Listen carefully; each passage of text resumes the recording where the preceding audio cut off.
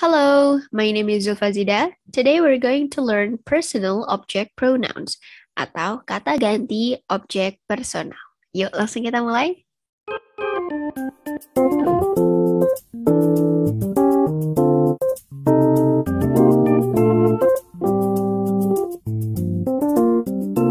Kata ganti dalam bahasa Inggris biasa terbagi menjadi dua, yaitu kata ganti subjek dan kata ganti objek.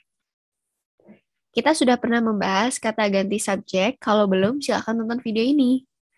Sekarang kita akan membandingkan biar teman-teman juga bisa lihat langsung perbedaannya. Untuk kata ganti subjek, itu yang sebelah kiri, ada I, you, he, she, it, we, you, and they. Ini yang disebut kata ganti subjek. Biasanya kata ganti subjek ini akan berada di awal kalimat. Artinya saya, kamu, dia, laki-laki, dia perempuan, itu atau untuk benda, kita, you yang artinya kalian karena jamak, dan juga mereka. Nah, untuk kata ganti objek, maknanya sama, akan tetapi biasanya posisi dalam kalimat itu mereka ada di tengah-tengah atau bisa juga di belakang nih. Jadi bukan di depan, yang di depan itu subjek ya. Jadi kalau objek bukan di depan, mungkin di belakang, mungkin di tengah. Nah, kata ganti objek ini adalah kita anggaplah sepupu dari kata ganti subjek ya. Jadi kalau ada I, kata ganti objeknya itu menjadi me.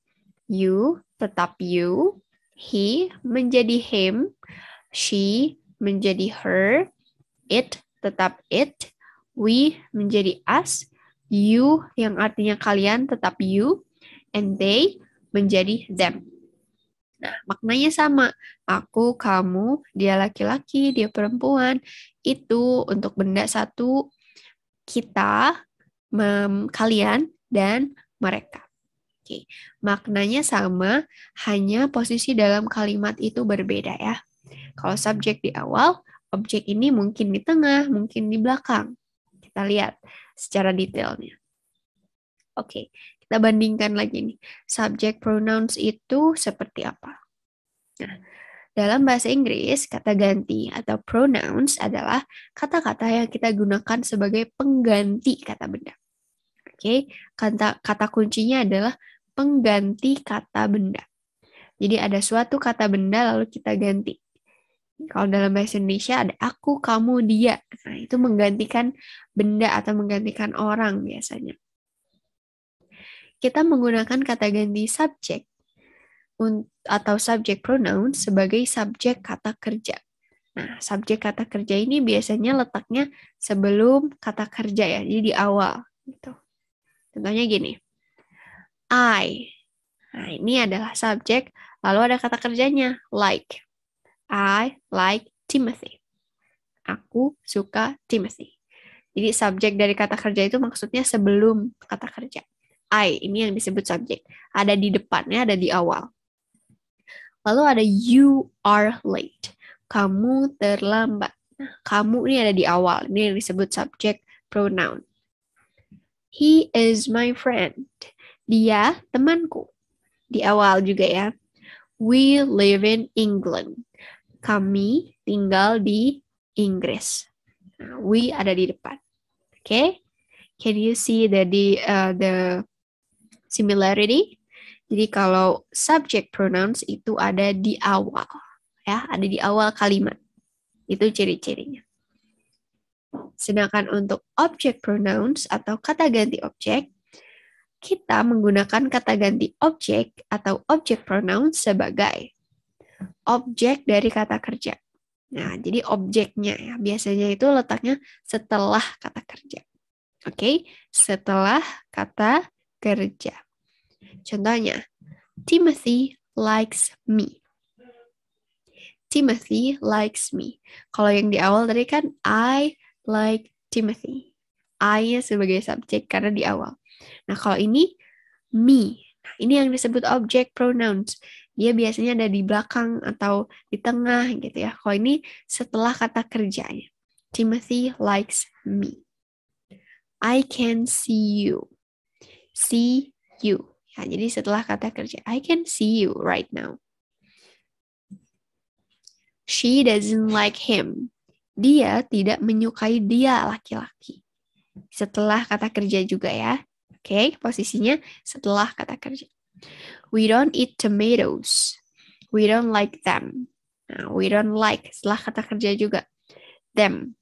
Them ini artinya mereka. Mereka ini sebenarnya tadi lagi ngomongin apa sih sebelumnya?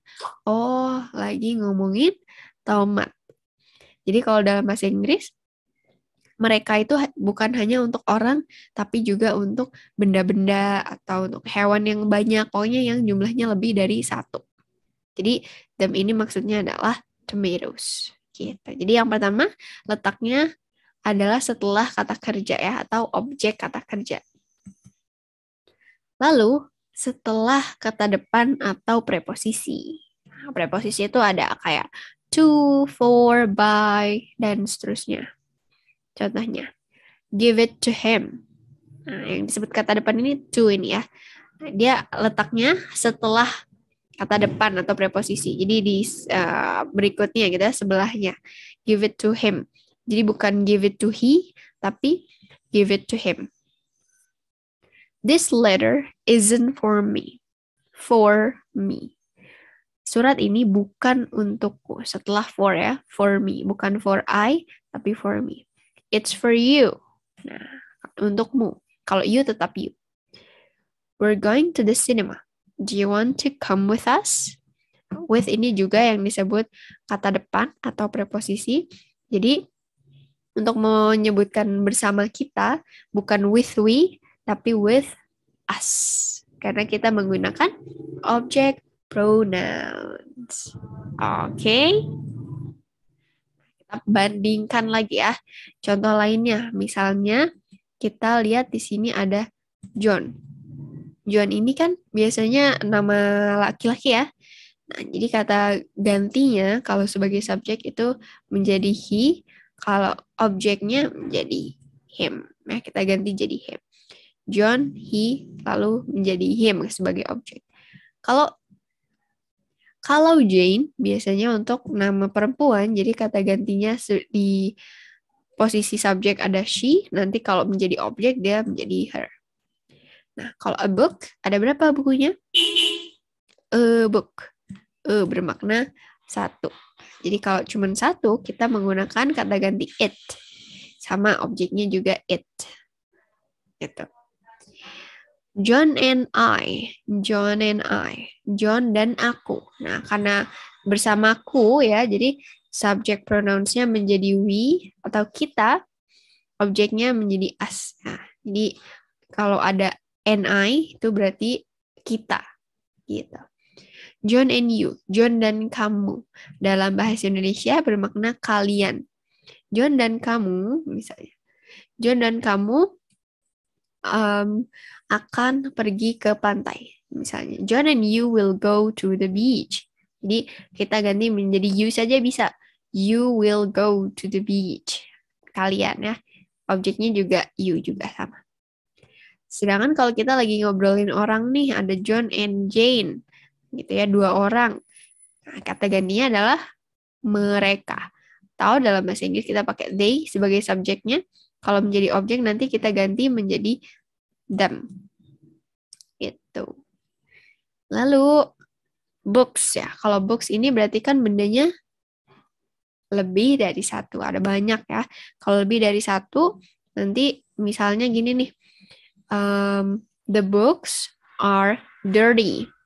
Buku-bukunya kotor. Nanti kita bisa ubah tuh the books-nya menjadi they. They are dirty. Gitu. Atau misalnya kalau menjadi objek, berarti contohnya setelah kata kerja ya. I buy some books. Kita bisa ganti menjadi I buy them. Aku membeli mereka. Kayak gitu. Jadi ini dibandingkan saja kalau ada kata benda seperti ini, oh pronounce-nya yang tepat seperti apa gitu. Kalau pokoknya bendanya ada satu, misalnya oh it, bendanya banyak, oh jadi they. Nanti berarti objeknya tergantung nih, kalau it menjadi it, they menjadi them, kayak gitu. Oke? I hope it's clear. Kalau misalnya kalian belum paham, bisa di-pause videonya dan diulang lagi penjelasannya ya. Okay. And this is ini adalah rangkumannya ya dari semua tadi. Kalian bisa lihat langsung nih cara penggunaan subject pronouns dan object pronouns-nya dalam satu tabel ini. Jadi kalau I, you, he, she, it, we, you, they ini dia subject ya, posisinya sebagai subjek dan biasanya dia terletak di awal kalimat. Contohnya I can sing, she can sing, we can sing. Kita bisa bernyanyi gitu. Jadi di awal posisinya. Sedangkan untuk objek, biasanya dia posisinya tadi ya setelah kata kerja. Contohnya, she likes me, she likes you, she likes him. Jadi kalau ada setelah kata kerja, itu bukan she likes she, tapi she likes her. Bukan she likes we, tapi she likes us. Gitu. Oke? Okay? And now it's time for exercise. You can find the exercise on the description box. Please do it because it's free and it can make you understand more about the lesson. Jadi langsung aja dicek di description box ya. And that's it for today. Don't forget to like and subscribe to this channel and I'll see you on the next video. Bye!